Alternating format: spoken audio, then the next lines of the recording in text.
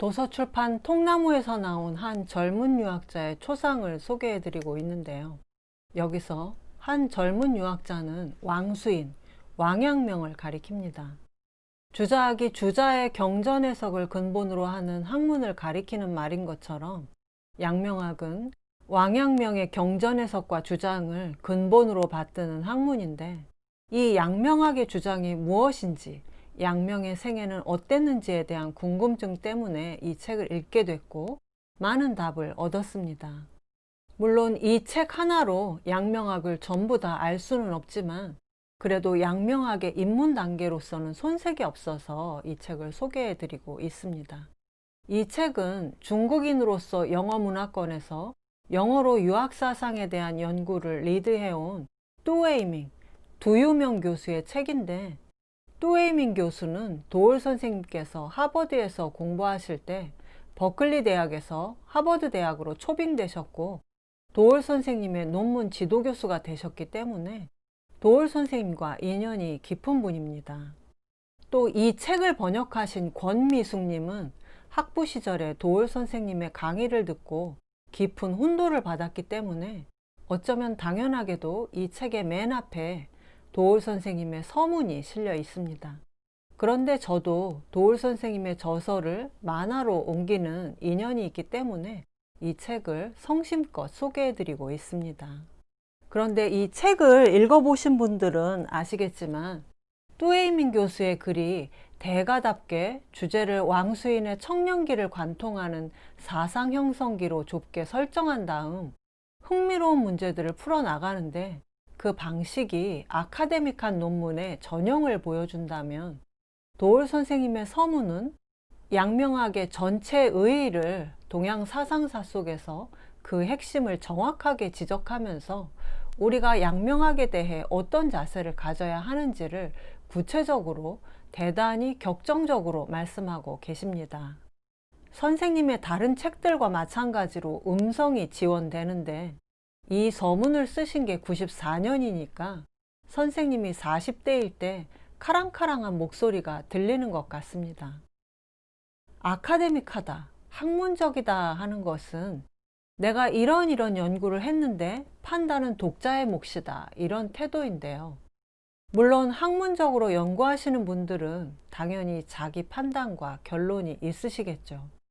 그런데 저 같은 비연구자가 읽게 되면 열린 결말이 돼버립니다. 그래서 결론이 뭐지? 하고 거기서 멈춰버리는데, 이럴 때 흑기사가 나타나서 한 칼에 정리를 해주면 그제서야 이해를 하게 되는 거죠. 이 책에 실린 도올 선생님의 서문이 바로 그런 흑기사의 역할을 하고 있다는 생각이 드는데요. 주자학과 양명학을 단칼에 정리하시는데 대단히 복잡한 학문적인 문제임에도 불구하고 다 알아들을 수 있도록 몇 마디로 정리를 다 해버리십니다. 서문은 25페이지밖에 안 되지만 선생님이 서문이 아니라 책 한 권을 쓰셨어야 되는 게 아닌가 싶을 정도로 아주 집약된 문제의식으로 가득 차 있고, 그래서 따로 이 내용을 설명드려야겠다고 생각했습니다.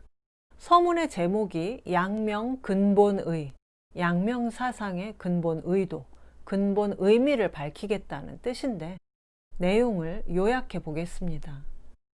도올 선생님은 주자와 양명의 관계를 주자가 고대 유학의 패러다임을 확 바꾼 신유학의 패러다임을 일으켜놨다면, 양명은 이 신유학의 패러다임 안에서 새로운 문제의식을 형성해 나간 사상가다, 이렇게 평가하시는데, 특히 불교 사상과의 관계를 들어서 설명하십니다.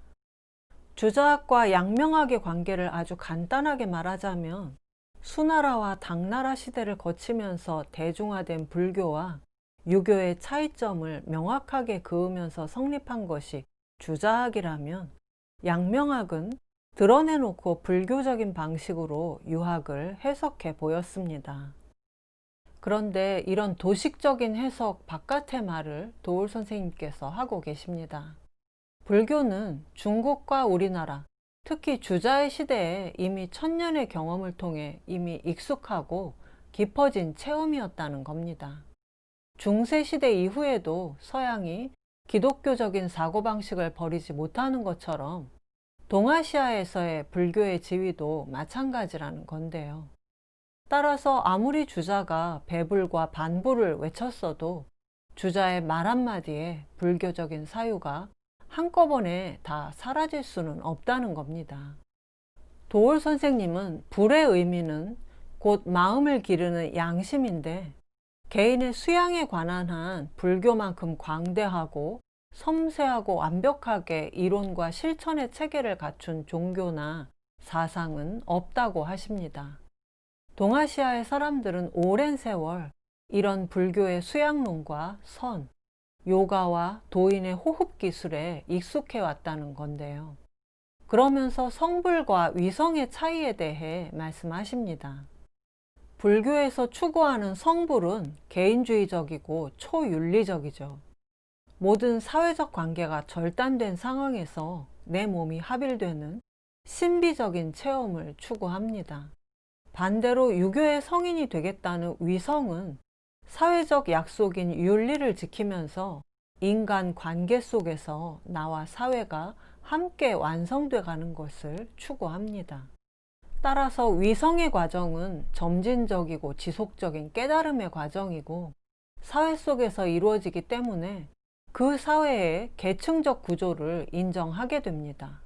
도덕을 말할 때도 삼강오륜 같이 윗사람의 덕과 아랫사람의 덕을 나눠서 계층적인 도덕의식을 가지게 하는 것이죠.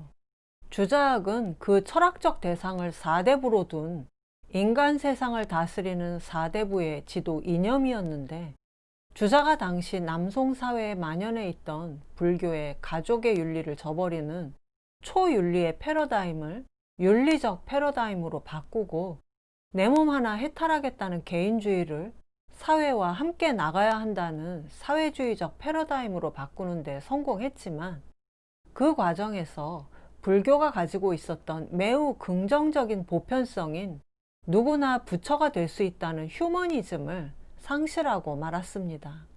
양명의 고민은 바로 이 주자학이 가지고 있는 윤리주의와 사회주의를 긍정하면서 어떻게 여기에 인간 평등의 보편주의를 확립할 것인가 하는 것이었는데, 양명의 시대에 이미 주자의 사서집주는 과거 시험의 과목이었고, 응시자가 폭발적으로 늘어나면서 합격은 좁은 문이 됐습니다.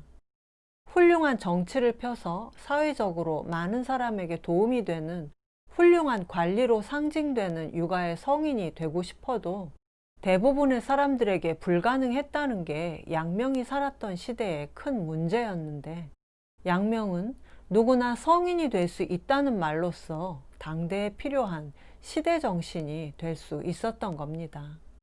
그런데 조선 유학자들이 보기에 양명의 인간 평등론은 자신들의 존재 기반을 허물 위험성이 있는 사상이었습니다.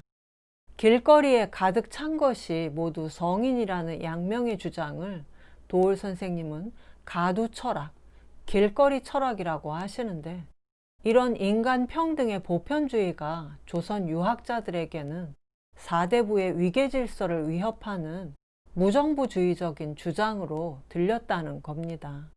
그래서 중국에서는 양명학이 당당한 학문의 계보로 자리를 잡아온 데 비해 주자학이 가진 계층적 이해관계에 매몰돼 있던 조선의 사대부 유학자들은 양명학을 이단시하면서 양명학을 제대로 받아들일 수 없었던 것이죠. 도올 선생님은 또 자신은 개인적인 삶의 목표를 위성으로 생각할지언정 성불을 추구하지는 않는다고 하시면서 성불의 자기 기만적인 성격에 대해 말씀하십니다. 예를 들어 어떤 고승이 모든 인간관계를 단절하고 10년이 넘도록 등을 바닥에 대지 않으면서 피눈물 나는 고행을 한 뒤에 성불을 이룩하고 돌아가셨다고 했을 때, 다비식 이후에 사리가 얼마만큼 나왔다고 해도 그래서 그분이 사회에 미친 영향이 무엇이냐는 겁니다. 생전에 그 엄청난 고행에 쏟을 열정을 사회적 문제나 하다못해 불교 종단의 문제를 개혁하는 데 바쳤다면 그게 더 나은 수행이 아니냐고 하시는데요. 도올 선생님은 양명이 처음 양명동에 도가 수행을 하러 들어갔다가 깨달은 것이 바로 이 성불의 기만성이었을 거라고 하십니다. 양명은 인간이 인간인 이상 사람들 사이에서 생겨나는 감정의 가장 자연스러운 발로인 부모님에 대한 마음을 거부할 수 없다는 깨달음을 얻었던 건데요. 육아는 이런 감정의 가장 원초적인 마당인 가, 집안에서의 도덕이 인간의 도덕적 완성의 기초라고 보는데, 문제는 육아가 이 가의 테두리와 위계 질서에 갇혀버리면 위성의 보편주의를 상실하게 됩니다. 양명은 육아 철학의 인간 관계론을 보존하면서 가족주의와 위계 질서를 탈출해서 보편적인 인간의 가능성으로 확충시키기 위해 지행합일, 아는 것과 실천은 함께 가야 한다는 실천주의를 양명 사상의 진수로 삼았습니다. 지식의 축적과 관계없이 길거리에 다니는 누구라도 성인이 되고자 한다면 배움과 행동을 일치시키라는 지행합일이야말로 양명 사상의 근본 의미라고 할 수 있습니다. 그러니까 양명학은 주자학 이후 300년이 지난 뒤에 당시 시대에 맞게 주자학을 보완하기 위해 나타난 시대적 소명이 있었던 겁니다. 도올 선생님은 서문에 동무 이재마 선생이 쓰신 동의 수세보원을 인용하셨는데, 육아의 위성을 멋있게 한마디로 정리한 명문장입니다. 성인의 마음에는 욕심이 없다고 하는데, 육아에서 말하는 성인의 마음은 도가나 불가에서 말하는 해탈이나 무욕과는 전혀 다른 것이다. 육아의 성인의 마음은 세상이 잘 다스려지지 않는 것에 대해 깊은 오한이 있는 마음이다. 이 마음에는 욕심이 없을 뿐 아니라 개인적인 욕심에 미치는 시간이 한순간도 없다. 세상에 대한 깊은 오한을 가지고 개인적 욕심을 생각할 틈이 없는 사람은 반드시 끊임없이 배우고 끊임없이 가르친다. 끊임없이 배우고 끊임없이 가르치는 사람이야말로 곧 성인이며 욕심 없는 마음을 가진 사람이다. 티끌만큼이라도 개인적인 욕심이 있으면 요순의 마음이 아니고, 잠시라도 세상에 대한 근심이 없으면 그것은 공맹의 마음이 아니다. 근심, 걱정, 우환을 뜻하는 이 우라는 글자가 세상 일을 걱정하고 근심하는 육아 성인의 마음을 단적으로 표현하고 있는데요. 이재마 선생뿐 아니라 현대의 모든 육아 사상가들도 오한이야말로 육아 사상을 대표한다고 말하고 있습니다. 그런데 유독 도올 선생님한테는 도를 공부하고 있다는 사람들이 찾아와서 고민을 털어놓는다는 내용이 서문에 잠깐 나옵니다. 도올 선생님 정도 되시는 분이면 도통하신 분이라고 생각하고, 뭔가 삶에서 추구해야 할 절대적인 비전이나 경지가 있는지 물어본다고 하는데요. 이런 질문은 성불하거나 도통하는 뭔가 기이하고 특별한 방법이 있냐고 묻는 것인데, 그런 것은 없습니다. 도올 선생님은 도통은 절대 인생의 목적이 될 수 없다고 말씀하십니다. 이재마 선생의 말처럼 그저 개인적인 욕심 없이 세상 일을 걱정하면서 끊임없이 배우고 끊임없이 가르치는 것이 인생에서 유일하게 추구해야 할 그 무엇입니다. 양명이 갑작스럽게 깨달음을 얻은 것은 책에도 나와 있듯이 대단히 종교적인 양명의 성품과 관련이 있습니다. 그리고 그런 깨달음과 체험을 통해 양명이 더욱 확고한 유학자의 길로 나갔다는 것을 기억해야겠습니다. 양명학이 시대적으로 주자학이 가장 극성했던 시기에 주자학의 문제점을 보완하고 극복하기 위해 출현한 사상이었기 때문에 양명으로부터 또 500년이 지난 지금 우리에게는 양명학이 딱 맞지는 않습니다. 주자학과 양명학의 한계를 넘어서 지금 우리에게 맞는 새롭게 해석된 유학사상이 필요한데요. 이것과 관련해서 제가 요즘 도올 선생님의 대학 한글 역주를 만화로 옮기는 작업을 하고 있어서 대학 한글 역주에 나오는 내용을 잠깐 소개하겠습니다. 중국 역사상 진나라 이전까지 유학은 제자백과 중에 하나였고, 진나라가 천하를 통일한 뒤에는 콕 집혀서 탄압을 받기까지 했습니다. 진시황의 분서갱유가 유가의 책을 태우고 유학자를 땅에 묻은 사건이었죠. 그런데 진나라 이후 한나라에서는 유학을 존숭하는 분위기가 만들어져서 한무제 때 유학의 오경을 연구하는 오경 박사 제도가 처음 만들어집니다. 따라서 유학의 제1전성기는 한나라 시대였고, 이때 정현과 공항국 같은 유명한 유학자들의 경전 해석이 나왔습니다. 그런데 한나라 이후 삼국시대와 위진 남북조 시대에는 도가의 청담 사상이 크게 유행했고, 또 수나라와 당나라 시대에는 불교가 극성해서 사회적으로 문제가 될 정도였습니다. 지식인들이 유학 경전을 읽지 않고 불교 서적에만 빠져 있었고, 유학의 경전을 불교적인 언어와 문제의식으로 해석하는 풍조가 만연해 있었습니다. 남송의 주희는 바로 이런 분위기 속에서 유교의 대의를 확립해 나가기 위해 치열한 사상운동을 벌였지만, 주희의 사서집주 또한 불교적 문제의식에서 완전히 벗어날 수는 없었습니다. 리와 기를 둘러싼 신유학의 논쟁들은 불교의 영향이 아니면 도저히 중국인들의 관념에서는 나올 수 없었는데요. 그런데 불교적 언어로서 불교를 배척하고 반대하는 것이 가능했던 게 바로 처음에 말씀드린 것처럼 불교적 사유가 이미 내면화되어 있어서 어떤 게 불교적이고 어떤 게 유교적인지 정확하게 구별할 수 없었기 때문입니다. 남송시대 이후 주자의 사서집주가 과거 제도의 시험 과목이 되었던 명나라와 청나라 말까지를 유학의 제2전성기라고 할 수 있는데, 청나라와 조선이 망하면서 제2전성기도 끝이 났습니다. 명나라의 양명학이나 청나라의 고증학도 사실은 주자학으로 대표되는 유학의 제2전성기 안에서 일어난 하나의 개혁의 물결이라고 봐야 하는 거죠. 다시 서문으로 돌아와서 도올 선생님은 주자 철학의 진짜 문제는 사물의 진리를 추구하는 리의 초월성과 절대성이 과학의 물리적 법칙을 탐구하는 방향으로 나아가지 못하고 경전을 읽고 그 안에서 이치를 회통하는 정도의 수준에 그쳤다는 데 있다고 하십니다.